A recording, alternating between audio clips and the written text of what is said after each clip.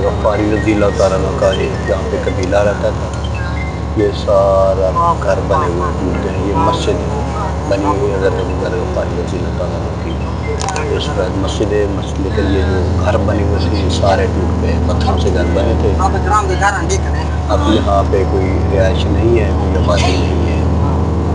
یہ سارے گھر بنے تھے خطرات میں.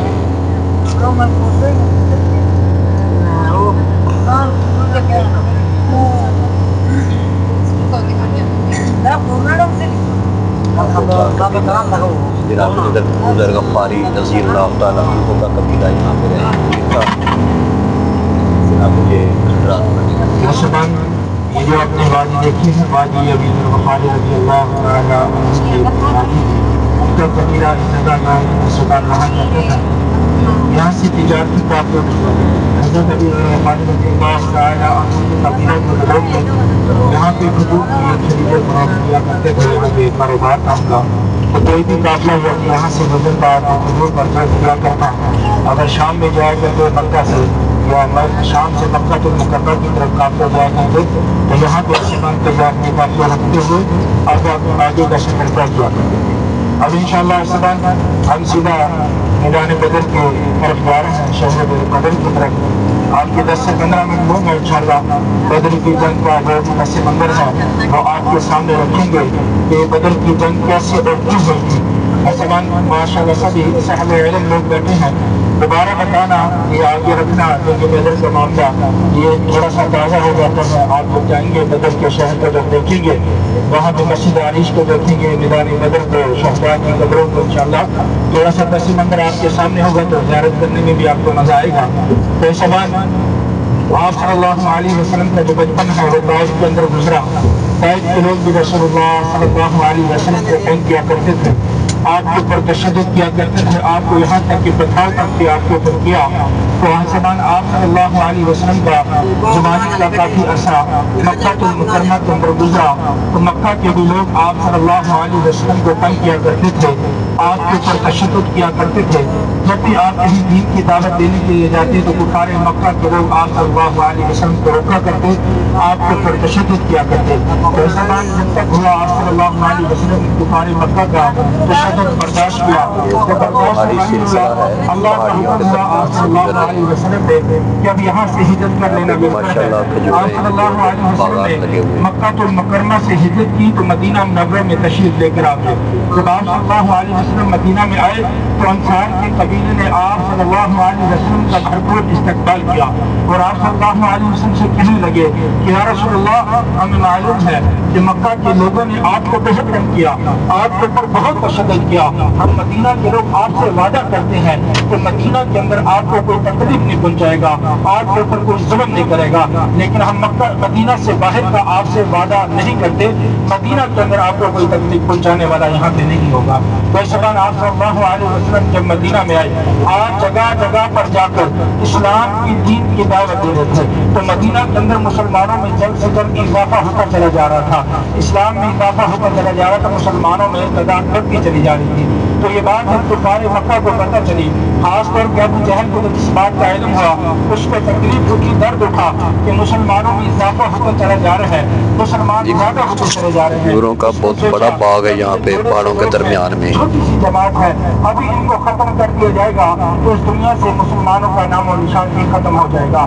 اس نے مکہ کے اندر اعلان کروا دیا کہ جو لوگ میرے ساتھ مل کے اسلام اور مسلمانوں کو ختم کرنا چاہتے ہیں، جس کے پاس جو کچھ ہو سکتا ہے وہ مجھے لا کر دے دے، اس سے میں تجارت کروں گا، تجارت سے جو فائدہ جو نفع ہوگا اس سے میں ہتھیار خریدوں گا اور وہی ہتھیار میں اسلام کے خلاف استعمال کروں گا.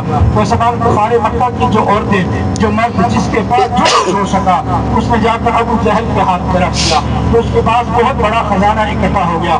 اس نے حضرت ابو سفیان رضی اللہ تعالی عنہ کو بلوایا، جو کہ اس وقت وہ مسلمان نہیں ہوا کرتے تھے، اپنے پاس بلوایا اور کہا کہ اے ابو سفیان اپنے ساتھ 40 لوگوں کو تیار کرو اور یہ جو سامان ہے اس کو اٹھاؤ، شام میں چلے جاؤ. 40 لوگوں کا دستہ تیار کیا اور شام میں چلے گئے اور وہاں پہ جا کے تجارت شروع کر دی. جب تجارت میں جا رہی تھی شام سے خبر رسول اللہ صلی اللہ علیہ وسلم تک پہنچا دی گئی کہ ابو سفیان یہاں پہ آیا ہے، تجارت کر رہا ہے، تجارت صرف اس نیت سے کی جاری ہے اس سے جو فائدہ نفع ہوگا ہتھیار خریدیں گے وہ ہتھیار اسلام کے خلاف استعمال ہوں گے۔ جیسے اس بات کا آپ صلی اللہ علیہ وسلم کو علم ہوا، آپ نے مدینہ کے اندر اعلان کر دیا کہ 10 میل کے اندر جس صحابی کے پاس جو ہتھیار ہے، جو سواری ہے، وہ جلد سے جلد لے کر مسجد نبی کے پاس اکٹھے ہو جائے کہ حضرت ابو سفیان کے قافلے کو روکنا ہے کہیں کوئی یہاں سے نکل نہ جائے۔ صحابہ کرام نے جلد سے جلد ایسے جو بھی ہتھیار ہتھے چڑھے صحابہ کرام نے ہتھیاروں کو اٹھایا اور صحابہ کرام نے 70 سواریاں اپنے ساتھ دی۔ لشکر کتنے کا تھا؟ 313 کا تھا۔ سواریاں کتنی تھی؟ صرف 70 سواریاں تھی۔ اکثر صحابہ کرام نے اس سفر کو پیدل طے کیا۔ ہمارے صحابہ کرام جلد سے جلد مدینہ منورہ سے نکلے۔ مدینہ سے 80 کلومیٹر کے فاصلے پہ ایک وادی آتی ہے، اس وادی میں آ کر رکے کیونکہ شام کے جو تجارتی قافلے تھے اس وادی سے گزر کر مکہ جایا کرتے تھے۔ آپ اس وادی میں آ کر رکے، صحابہ کرام کو حکم دے دیا ان پہاڑوں کے اندر چھپ جاؤ، جیسے ابو سفیان کا قافلہ یہاں پہ پہنچے گا اس کو روکیں گے، اس کے بعد جو ہتھیار ہیں وہ چھین لیے جائیں گے۔ صحابہ کرام انتظار کر رہے حضرت ابو سفیان کے قافلے کا۔ جیسے وہ قافلہ وہاں پہ پہنچا حضرت ابو سفیان نے اپنے قافلے کو اس وادی سے پہلے روک لیا۔ حضرت ابو سفیان کو اس بات کا خطرہ تھا، ڈر تھا کہ اگر مدینے والوں کو ہماری خبر ہوئی وہ ہمارا راستہ روکنے کے لیے یہاں پہ ضرور موجود ہوں گے۔ اس نے ایک کاسب کو پہلے اس بستی کے اندر داخل کیا، جا کے اس وادی کا معائنہ کر کے آ جاؤ، اگر مسلمان ہوئے تو ہم راستہ چھوڑ دیں گے، نہ ہوئے تو یہی راستہ اختیار کر تو ہم آگے مکہ کی طرف چلے جائیں گے۔ پیشوان وہ کاسب اندر گیا، اس نے کچھ نشانیاں اکٹھی کی جیسے کہ جانوروں کی پاؤں کی نشانیاں ان کو ملی۔ پہلے کے جو لوگ تھے جس علاقہ کے جانور کی نشانیاں لیا کرتے تو ان کو گوبر بھی توڑا جایا کرتا تھا۔ جب گوبر کو توڑا اندر سے کھجور کی گٹھلیاں، کھجور اور کھجور کے پتے نکلے۔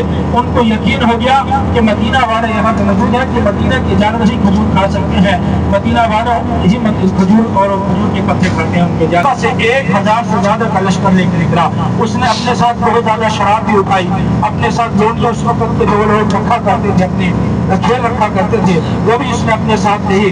کہا کہ آج میں نے اسلام کو ختم کر دینا ہے کیونکہ وہ تھوڑے سے لوگ ہیں، چھوٹی سی جماعت ہے، آج ان کو ختم کرنے کے بعد میں بہت بڑا میلہ لگاؤں گا، جشن منایا جائے گا اور پوری دنیا میں اس بات کو بتایا جائے گا کہ آج اس دنیا سے میں نے اسلام کو ختم کر دیا۔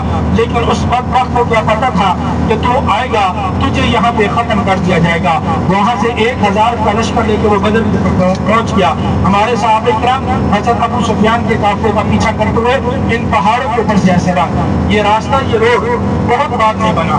ہمارے صحابہ کرام نے ان پہاڑوں کے اندر جو راستے پہلے تو لوگ پہاڑوں سے راستے طے کیا کرتے تھے، پہاڑوں کے اندر جو راستے بنے ہوئے ہیں، جو وادیاں بنی ہوئی ہیں، ان وادیوں سے ان پہاڑوں سے گزرتے ہوئے صحابہ کرام جیسے تیسے بھی صحابہ کرام یہاں پہ زخمی بھی ہوئے، پاؤں تک زخمی ہوئے، خون تک نکلا صحابہ کرام کا، لیکن صحابہ کرام نے اس راستے کو نہ چھوڑا کیونکہ آج ہمارا دین خطر میں تھا، اگر آج رکے تو دین کو بہت بڑا نقصان اٹھانا پڑ جائے گا۔ صحابہ کرام نے جیسے تیسے بھی یہ راستہ طے کرتے ہوئے ابو سفیان کا قافلہ صحابہ کرام کے ہاتھ سے بہت آگے چلا گیا تھا۔ ابو سفیان کا قافلہ تو صحابہ کرام کے ہاتھ نہ لگ سکا، لیکن بدر کے مقام پہ جب پہنچ گئے تو وہاں پہ دیکھا کفار کا جو لشکر تھا وہ 1000 سے زیادہ کا لشکر موجود۔ صحابہ کرام آپ صلی اللہ علیہ وسلم کی خدمت میں حاضر ہو گئے، کہنے لگے کہ یا رسول اللہ ہم 313 ہیں، 69 ہیں، لڑنے کے لیے ہمارے پاس کچھ نہیں ہے، ہم ان کا مقابلہ کیسے کر سکتے ہیں؟ یہ 1000 سے زیادہ کا لشکر ہے، سب کے پاس اپنے اپنے ہتھیار ہیں، ہم ان کے مقابلے میں نہیں آ سکتے۔ آپ صلی اللہ علیہ وسلم نے فرمایا اے میرے صحابہ پریشان نہ ہو، جس رب کی خاطر، جس دین کی خاطر ہم یہاں تک پہنچے ہیں اسی رب نے ہماری مدد اور نصرت کرنی ہے۔ آپ صلی اللہ علیہ وسلم کوئی بھی جنگ ہوگی اس سے پہلے آپ صلی اللہ علیہ وسلم مشاورات کیا کرتے تھے صحابہ کرام سے کہ جنگ کیسے لڑنی چاہیے، جنگ کرنی چاہیے یا نہیں کرنی چاہیے۔ جیسے کہ خندق کے موقع پہ آپ صلی اللہ علیہ وسلم نے صحابہ سے مشاورت کی تھی، صحابہ نے مشورہ کیا تھا کہ خندق ہوتی جائے، اس سے نقصان نہیں ہوگا۔ یہاں بھی آپ صلی اللہ علیہ وسلم نے جنگ سے پہلے صحابہ کرام سے مشاورت کی تھی، صحابہ کرام سے پوچھا گیا تھا اے میرے صحابہ بتاؤ ہمیں یہاں پہ جنگ کرنی چاہیے یا پیچھے ہٹ جانا چاہیے؟ مہاجرین صحابہ، مہاجرین وہ صحابہ تھے جو ہجرت کر کے آپ صلی اللہ علیہ وسلم کے ساتھ مدینہ میں آئے۔ مہاجرین صحابہ کھڑے ہو گئے، کہنے لگے کہ یا رسول اللہ ہم حاضر ہیں، آپ حکم دیں گے تو ہم جنگ کرنے کے لیے تیار ہیں۔ آپ صلی اللہ علیہ وسلم نے پھر سے یہی سوال किया, ऐ मेरे सहाबा हमें जंग करनी चाहिए या पीछे हट जाना चाहिए? फिर से मुहाजिर सहाबा बोले, या रसूल अल्लाह हम तो हाजिर हैं, आप हुक्म करें।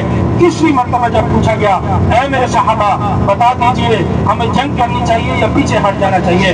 अंसारी सहाबा खड़े हो गए। अंसारी वो सहाबा, मदीने वाले सहाबा अंसारी सहाबा कहने लगे, या रसूल अल्लाह हमें मालूम है आप हमारी राय लेना चाहते हैं, हमें वो वादा याद है जब आप मदीना में आए थे, हमने आपसे वादा किया था कि मदीना शहर के अंदर हम आपको कोई नुकसान पहुंचाने नहीं देंगे, मदीना से बाहर हम आपसे जिम्मेदारी नहीं ले सकते। लेकिन आज हम मदीना से बाहर हैं, आज हमारा दीन खतरे में है, हम आपके साथ खड़े हैं, आप आगे कदम बढ़ाएंगे तो हम भी आगे कदम बढ़ा लेंगे, आप पीछे हटेंगे तो हम भी पीछे हट जाएंगे, आपके ऊपर आपके दीन के ऊपर जान कुर्बान करनी पड़ी तो जान भी कुर्बान कर देंगे।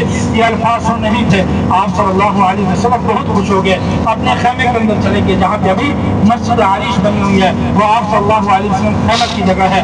आप खैमे के अंदर चले गए, अल्लाह ताला से कहो जाता गिड़गिड़ा के अल्लाह से मदद करोगे, अल्लाह से कहने लगे, अल्लाह से हम कलाम हुए, ये कहने लगे कि ऐ मेरे रब अगर आज इस जंग के अंदर तेरे 313 सहाबा इकराम खत्म हो गए तो कल इस दुनिया में तेरा नाम लेने वाला कोई नहीं रहेगा। ऐ मेरा रब तू चाहता है कि तेरा नाम खत्म हो जाए, नहीं चाहता तो रब हम मेरी मदद और नुसरत फरमा। और अल्लाह से कहने लगे कि अल्लाह जो मेरी जिंदगी की मेहनत है, जो जमा पूंजी है, आज तेरे दरबार में खड़ी है, अगर आज यहाँ पे खत्म होगी तो कल इस दुनिया में तेरा नाम लेने वाला कोई नहीं रहेगा। फिर क्या हुआ, अल्लाह की तरफ से मदद उतरी, बेखमसती आलाफ मिनल मलाइकती, खमसा अरबी में 5 को बोलते हैं, आलाफ ज्यादा हजार को बोलते हैं, अलफ 1000 को बोलते हैं, आलाफ यानी कि अल्लाह ने यहाँ पे 5000 मिनल मलाइकती, यहाँ पे अल्लाह ने फिर 5000 फरिश्तों को उतारा था इस्लाम और मुसलमानों की मदद के लिए। फिर यहाँ पे जब अल्लाह ने फरिश्तों को उतारा, फिर अल्लाह ताला ने यहाँ पे एक मौजज़ा भी किया, अल्लाह ताला ने ये चीज रसूलुल्लाह सल्लल्लाहु अलैहि वसल्लम को पहले से दिखा दी थी कि कौन सा काफिर किस किस जगह पे कत्ल हुआ पड़ा हुआ मिलेगा। ये चीज जब अल्लाह ताला ने आप सल्लल्लाहु अलैहि वसल्लम को दिखाई, आप मैदान बदर के मैदान में उतर आए, एक छड़ी को उठाया, अपनी तरफ सहाबा इकराम को मुतवज्जो किया और सहाबा इकराम से कहने लगे, ऐ मेरे सहाबा अभी जो लकीर खींचने लगा हूँ, यहाँ पे उतबा की लाश पड़ी मिलेगी, अभी दूसरी खींचने लगा हूँ, शेबा की लाश पड़ी मिलेगी, अभी तीसरी खींचने लगा हूँ, अबू जहल की लाश पड़ी मिलेगी। आप सल्लल्लाहु अलैहि वसल्लम कुफारे मक्का के जो बड़े बड़े सरदार इस जंग के अंदर शामिल थे, आप उनके नाम लेते चले गए, उनके नाम की लकीरें खींचते चले गए। फिर आप सल्लल्लाहु अलैहि वसल्लम ने मैदान बदर के मैदान से अपने हाथ में मट्टी उठाई, मट्टी कुफार की तरफ ऐसे फेंकी तो उनकी आंखों के आगे जाली अंधेरा सा आ गया। उसके बाद दोबारा जब उनको नजर आना शुरू हुआ तो देखा मुसलमानों का लश्कर बहुत ज्यादा नजर आना शुरू हो गया। कुफार आपस में बातें करने लगे, परेशान हो गए, कहने लगे कि अभी तो उनकी तादाद बहुत कम थी, इतना बड़ा लश्कर कैसे हो गया?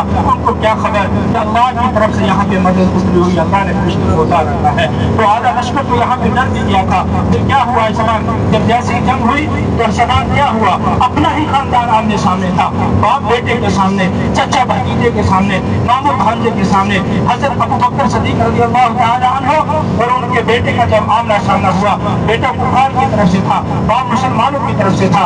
हजरत अबू बकर सिद्दीक रज़ियल्लाहु ताला के ऊपर बेटे ने 3 बार की, 3 बार करने के बाद बाप बेटे से कहने लगा कि अगर तू मेरा बाप न होता मैं तुझे कब से खत्म कर चुका होगा। तो हजरत अबू बकर सिद्दीक रज़ियल्लाहु ताला अन्हु ने क्या जवाब दिया, उनके ऊपर कुर्बान जाओ। उन्होंने कहा खुदा की कसम जिसकी कब्जे में मेरी जान है, मैं उसकी कसम उठा के कहता हूँ तो मेरे एक बार के नीचे भी आता तो मैं तेरी गर्दन कब से जुदा कर चुका हुआ। तो ऐसा यहाँ पे सहाबा इकराम ने अपने बेटों की, अपनी बीवियों की, सबकी कुर्बानियां दी सिर्फ इस दीन की खातिर। देखो बेटा चाहे काफिर था, जैसे तैसा भी हो, बाप को फिर भी अपने औलाद की मोहब्बत होती ही है।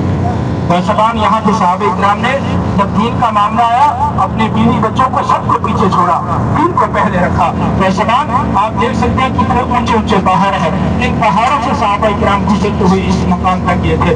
आप अपने अपने होटलों से बैठे हैं, एसी की गाड़ी में बैठे, इनके पीछे कितनी कुर्बानियां थी। उनको भी पता था हम जंग के लिए जा रहे हैं, हमारा कोई पता नहीं हम वापस लौटेंगे या नहीं लौटेंगे। पीछे बीवी इंतजार कर रही है, बच्चे इंतजार कर रहे हैं, माँ बाप इंतजार कर रहे हैं, ہیں، لیکن کبھی صحابہ نے اپنے گھر کی پرواہ نہ کی، انہوں نے صرف اور صرف دین کی پرواہ کی۔